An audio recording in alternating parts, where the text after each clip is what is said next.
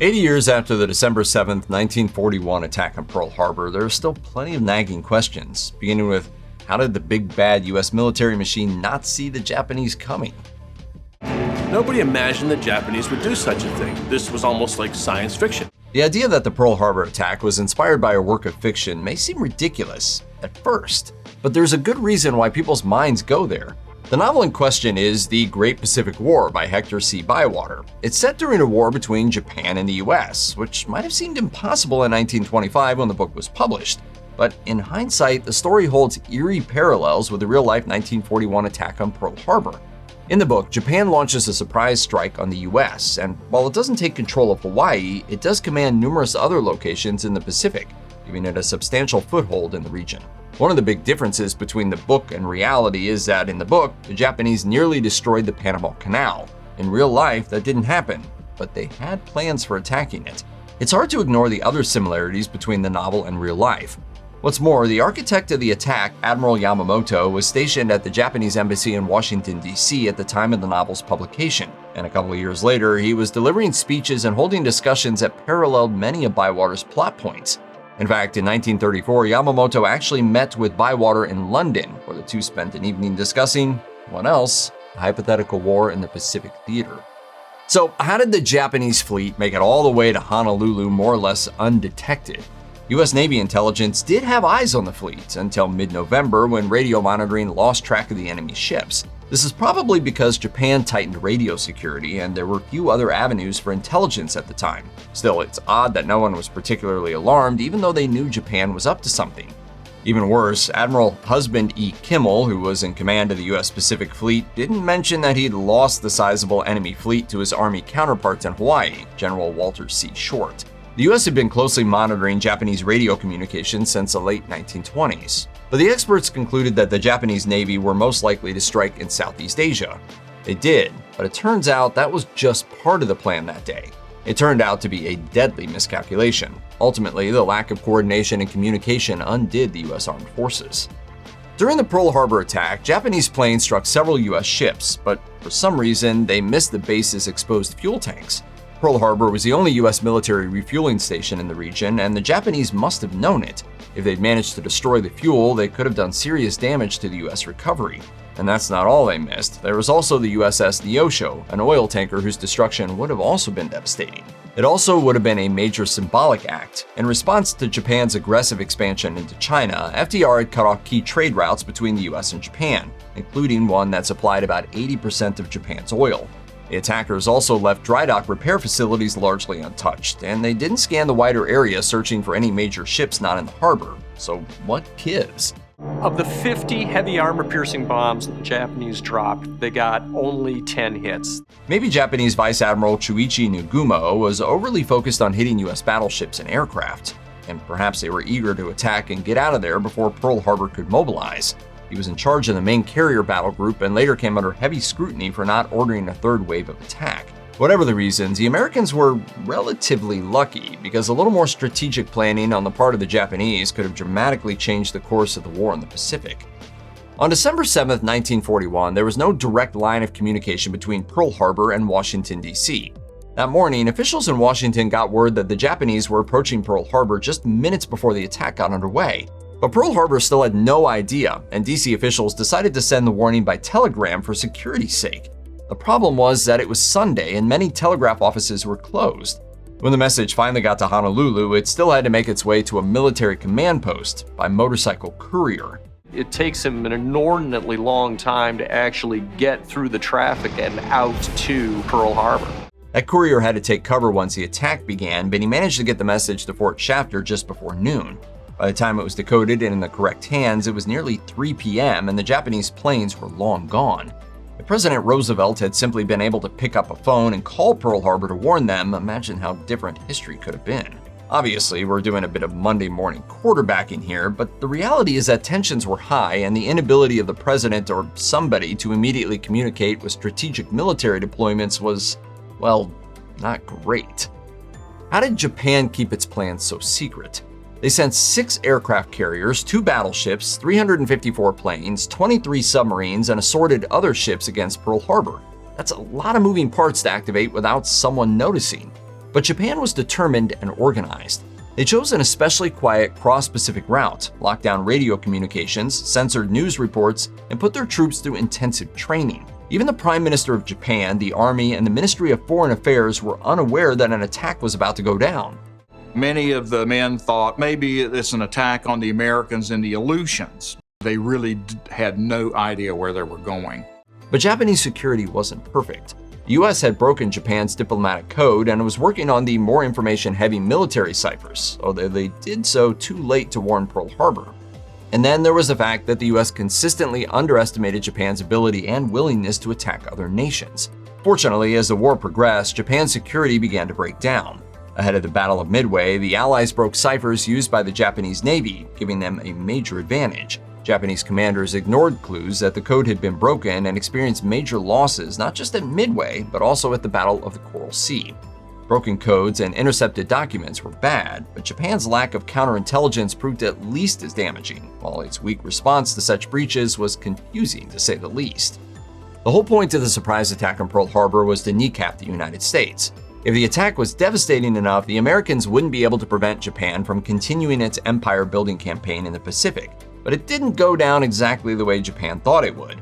In fact, just 6 months after the attack on Pearl Harbor, the US thoroughly defeated the Japanese fleet at the Battle of Midway. The American people in their righteous might will win through to absolute victory. In a strange way, the Japanese motivated the Americans to get it together and fight back. Salvage operations at Pearl Harbor began almost immediately, with repair crews able to get one ship, the USS Nevada, back on the water in just 3 months. And she was back on active duty by the end of 1942. Other ships were also raised, though some, such as the heavily damaged USS Arizona and USS Utah, remain in Pearl Harbor as monuments to this day. But one thing is certain, US service members and civilians alike were heavily motivated to join the war effort and avenge the deaths of those who fell at Pearl Harbor. In the whole story of the Pearl Harbor attack, perhaps few things are weirder than an ad that appeared in a November 1941 edition of The New Yorker. It depicted a group of people happily playing dice in an air raid shelter. And to make it weirder, the game was rather ominously named the Deadly Double. Actually, this was a series of ads in the issue, with 6 small tags throughout the magazine referring back to the original image. And get this, those tag ads sometimes included dice showing 12 and 7, not numbers you'd find on standard 6-sided dice. 12 and 7, December 7th. So you see where we're going with this. Supposedly, the ad was handed to printers in person and paid for in cash, leaving investigators with few leads. Only there absolutely were leads, they just didn't add up to an international conspiracy. According to Roger Paul Craig, creator of the Deadly Double game, who spoke to the Los Angeles Times in May 1942, the ads were just a bizarre coincidence. And when conspiracy rumors came back around in the 1960s, Craig's widow reiterated his message: nothing to see here. Who bears the blame for Pearl Harbor? For many, it's U.S. Navy Admiral Husband E. Kimmel, who was a senior military officer on Oahu at the time. Admiral Kimmel was a man of offense. He wasn't defensive-minded. He was reluctant to use any resources to protect himself in Hawaii. Kimmel met with U.S. government resistance to his various requests, and Naval Command repeatedly removed vessels from his Pacific fleet to face off with German U-boats in the Atlantic. Kimmel also didn't have decoding equipment to use with intercepted Japanese diplomatic communications, but departments in D.C., the Philippines, and elsewhere did, indicating that someone somewhere thought it was worthwhile. Then there was Army General Walter Short, who was in charge of defending the island of Oahu and its military bases. Meanwhile, Rear Admiral Claude C. Block was another one of the major decision-makers when it came to long-range reconnaissance, and reconnaissance was clearly lacking. In 1945, Time reported that a military inquiry had also found others to shoulder some of the blame, including Admiral Harold Betty Stark, then Chief of Naval Operations at Pearl Harbor. Stark had routinely steered Kimmel away from even considering a Japanese attack on Oahu, and possibly even failed to pass along information that would have convinced Kimmel that an attack was imminent. Certainly, Kimmel is not free of responsibility. Had he made other decisions, perhaps increasing patrols or running readiness drills, the aftermath of the attack on Pearl Harbor could have looked very different. But does it make sense to pin all the blame on him? Definitely not. There were plenty of failures all down the line. But officials in Washington needed a couple of scapegoats to keep inquiring eyes away from their own mistakes and miscalculations, and Kimmel and Short were the most obvious choices. If you visit Pearl Harbor National Memorial today, you can take a small boat out to the USS Arizona Memorial, a white structure in the harbor that sits just above the wrecked ship. Look over the side and you may spot a slick of oil floating on top of the water.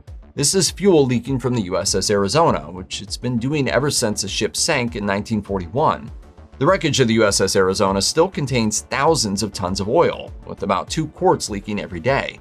Of course, there's a deeply held symbolic importance of the wreck, which is not just a memorial, but also a graveyard containing the remains of sailors who died that day, as well as a number of survivors who were later laid to rest there. Disturbing that final resting place is not something to be taken lightly. Even so, it's been more than 80 years, so why not plug the leak up? It turns out there's actually a good reason. If engineers were to try and remove the remaining oil, there's a possibility that it could all leak out at once, creating a major environmental disaster. So for the time being, careful monitoring of the USS Arizona and its slowly seeping oil is considered the safest and most respectful thing to do. There was one key moment where a different decision could have changed everything, and it came at a mobile radar unit stationed on the northern coast of Oahu. There, Privates Joseph L. Lockhart and Georgie Elliott Jr. were told to sit inside the unit van between 4 and 7 a.m. The Lockhart was in charge of the unit's oscilloscope. That's a device that can pick up electric signals, like the kind from a massive formation of aircraft. Elliott briefly took over near the end of their shift for practice. Just after 7 a.m., he detected a blip on the scan that indicated, you guessed it, a massive formation of incoming aircraft. But with such technology still in its infancy, neither private could tell exactly how many planes were approaching and where they were heading. Lockhart called the Army Information Center, where he reached Private Joseph P. McDonald.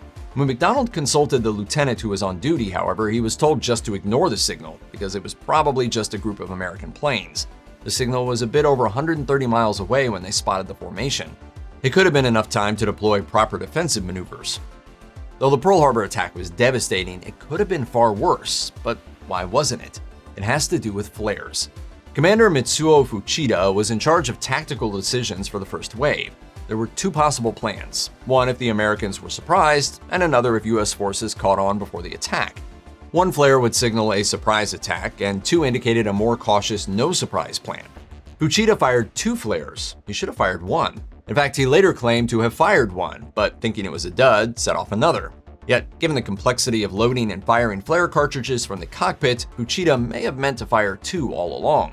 It also could be that Fuchida lied because the attack became an uncoordinated mess and did not strike the Americans as hard as originally intended. In attempting to cover up for himself, he may have been trying to shift the blame for the mix-ups that day onto other commanders. Pearl Harbor was a devastating attack, but it could have been a lot worse if Fuchida only let off 1 flare. 2,404 people were killed on the U.S. side, including 68 civilians and 1,177 on the USS Arizona alone. 5 battleships sank in the harbor, as well as 3 destroyers and a training ship. Many more suffered serious damage. The noise was unbearable. Planes were coming in from all directions. One of the most horrifying details of what happened to the bodies centers on those trapped in wrecked ships. Afterwards, some reported hearing the taps and bangs of sailors trapped inside. The salvage crew that raised what was left of the USS West Virginia reportedly found the remains of sailors, along with a calendar that marked off a chilling 16 days stuck inside. It took decades for the US Navy to admit the details of the story to the sailors' families. But how could sailors be left inside a wrecked battleship for over 2 weeks? While crews worked desperately to save service members in the wreckage, they were presented with some seriously difficult choices. The area was often coated with fuel leaking from mangled ships, so cutting through metal decking could spark a deadly blaze. Likewise, creating an opening in the wrong spot could flood the interior. Over 900 bodies were left behind in the USS Arizona and declared buried at sea. You've been waiting for this the whole video. Did the US know the attack on Pearl Harbor was coming? In its most basic form, this conspiracy maintains that President Franklin D. Roosevelt and other high-level government officials knew darn well that Japan was going to rain down devastation upon Pearl Harbor. Yet they said and did nothing, hoping both to bring the US into the war and keep Britain in the conflict. Plus, with the US officially in the war, it would be able to more publicly aid allies in the fight against the Axis powers. Sure, there are some elements of truth to it, including evidence that US officials expected some sort of warlike action from the Japanese military. But the idea that Roosevelt would allow a highly destructive attack to hit a significant portion of the Pacific Fleet simply doesn't make sense. Like we already brought up, they knew something could, keyword could, be coming, but no one really knew where. And don't forget that the Philippines, Wake Island, and Hong Kong, among others, were all attacked that very same day. The idea that Roosevelt wanted to fight the Nazis so bad that he was just going to let Japan attack is inconceivable. If you want to be really fair, yes, the US knew something was afoot, they just had no idea where.